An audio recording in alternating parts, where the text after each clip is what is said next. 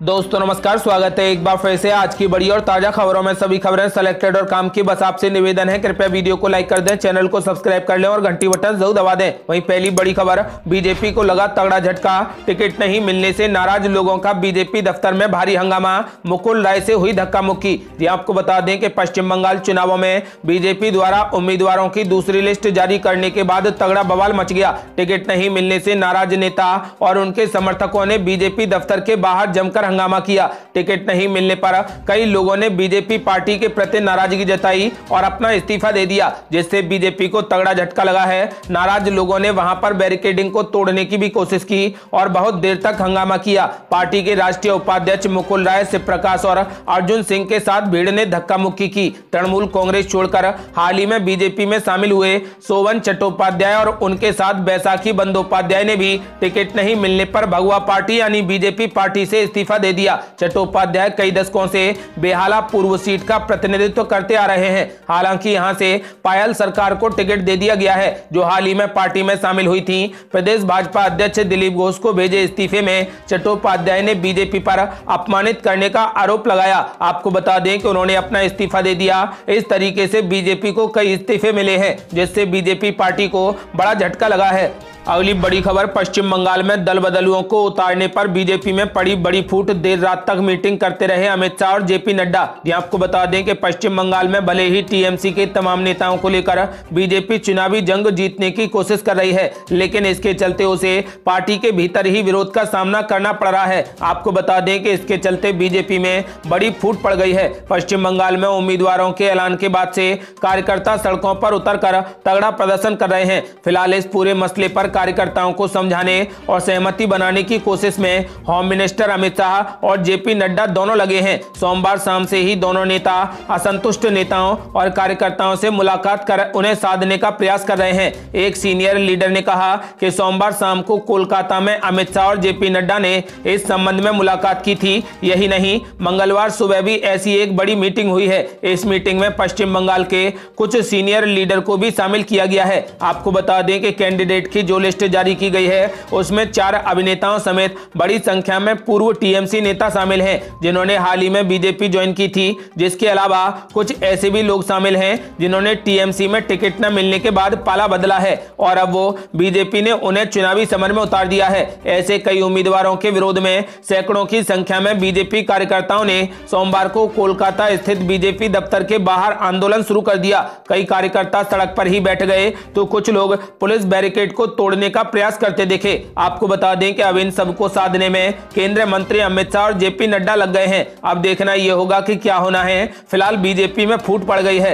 अगली बड़ी खबर, राज्यसभा में गूंजा प्राइवेटाइजेशन के खिलाफ बैंक कर्मचारियों की हड़ताल का मुद्दा। जी आपको बता दें कि बैंक कर्मचारी लगातार 2 दिन से हड़ताल पर हैं। इसको लेकर सार्वजनिक क्षेत्र के बैंकों के निजीकरण के खिलाफ 2 दिवसीय हड़ताल का मुद्दा मंगलवार को संसद में गूंजा। राज्यसभा में विपक्ष के नेता मल्लिकार्जुन खड़गे ने इस मुद्दे को उठाते हुए समस्या के समाधान के लिए केंद्रीय वित्त मंत्री निर्मला सीतारमण से बयान देने की मांग की। उच्च सदन में शून्यकाल के दौरान यह मुद्दा उठाते हुए खड़गे ने कहा कि कर्मचारियों के हड़ताल पर चले जाने से बैंकों का कामकाज ठप पड़ गया है और जनता से लेकर कारोबारी तक परेशान हैं। उन्होंने कहा कि देश भर में लगभग 12 राष्ट्रीयकृत बैंक हैं और इनकी 1 लाख शाखाएं हैं। इनमें करीब 13 लाख लोग काम करते हैं और 75 करोड़ से ज्यादा खातेदार हैं। ये खातेदार भी बैंक के हितधारक हैं और उनके पूछे बगैर सरकार ने निजीकरण का फैसला कैसे कर लिया। उन्होंने आरोप लगाया कि सरकार की गलत नीतियों और अंधाधुंध निजीकरण के चलते आज ये स्थिति पैदा हो गई है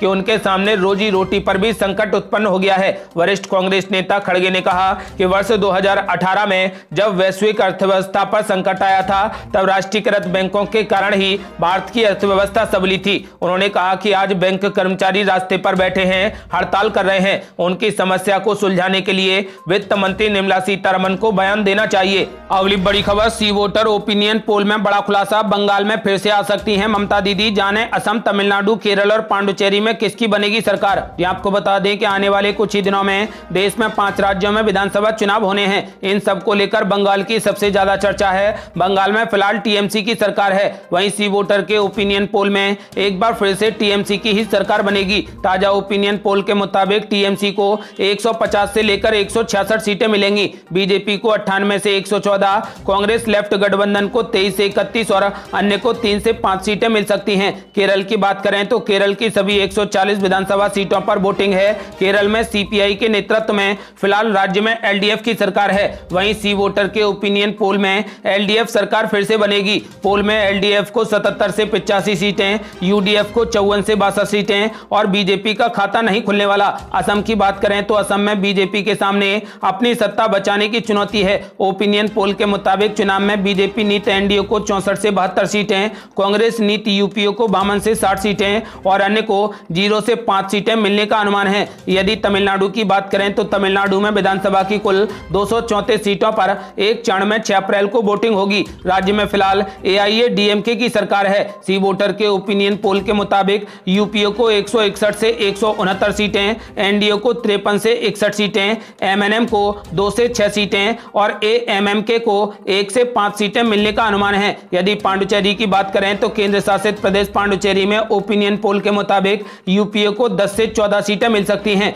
वहीं एनडीए के खाते में 16 से लेकर 20 सीटें जा सकती हैं और अन्य की बात करें तो अन्य के खाते में 0 से 1 सीट जाने का अनुमान है। इस तरीके से सी वोटर का ओपिनियन पोल है। आपके मुताबिक इन 5 राज्यों में किस किस की सरकार बनेगी? अपनी राय हमें वीडियो लाइक कर कमेंट बॉक्स में जरूर दें।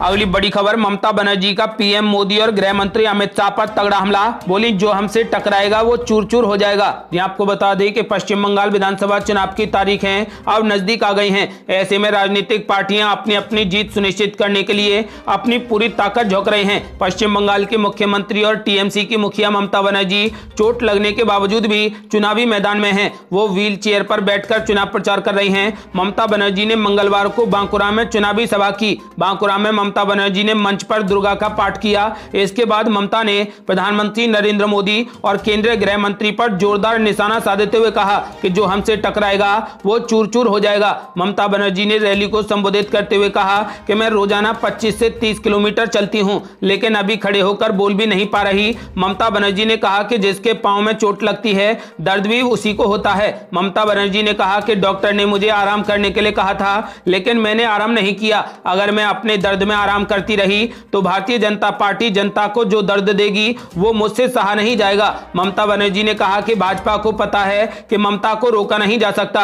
गृह मंत्री अमित शाह इसलिए कोलकाता में बैठकर साजिश कर रहे हैं। गृह सचिव को भी नोटिस भेजा गया है। ममता बनर्जी ने भाजपा और चुनाव आयोग में सांठगांठ का बड़ा आरोप लगाया। ममता बनर्जी ने कहा कि क्या चुनाव आयोग को अमित शाह चलाते हैं? केंद्र सरकार ने कोरोना वायरस चक्रवर्ती अम्फान के वक्त हमारी मदद नहीं की, इसलिए हम बंगाल में बाहरी गुंडों को चुनाव नहीं लड़ने देंगे। भाजपा बाहुबल के दम पर बंगाल चुनाव जीतने की कोशिश कर रही है। ममता बनर्जी ने आरोप लगाया कि भाजपा की रैली में लोग नहीं जा रहे, इसलिए पैसा देकर लोगों को रैली में बुलाया जा रहा है। पीएम मोदी और अमित शाह को बंगाल के बजाय पूरे देश पर ध्यान देना चाहिए। अगर भाजपा वाले आपको पैसे दें तो रैली में जाने के लिए पैसे ले लो, लेकिन वोट सिर्फ टीएमसी को ही दो।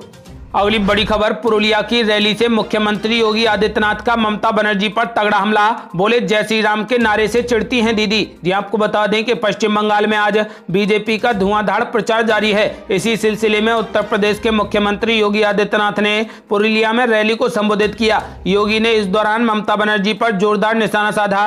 उन्होंने आरोप लगाया कि ममता दीदी जय श्री राम के नारे से चिढ़ती हैं। आपको बता दें कि योगी आदित्यनाथ ने कहा कि मैं 2019 में यहाँ आया था, उस वक्त मेरा हेलीकॉप्टर ममता दीदी ने नहीं उतरने दिया था। झारखंड में हेलीकॉप्टर उतारकर 35 किलोमीटर में सड़क मार्ग से आया था। मैंने तय किया था कि चुनाव प्रचार का शुभारंभ भी मैं पुरुलिया से ही करूंगा। उन्होंने कहा कि ममता दीदी जय श्री राम के नारे से बहुत चिढ़ती हैं। मैं यहां पर आया तो जय श्री राम के नारे से मेरा अभिवादन हुआ। एक परिवर्तन तो हुआ है। 2014 के पहले इस देश के अंदर एक ऐसी नस्ल पैदा हो गई थी जब मंदिर में जाने पर सेक्युलरिज्म खतरे में पड़ जाता था, लेकिन आज ममता दीदी भी चंडी का पाठ कर रही हैं।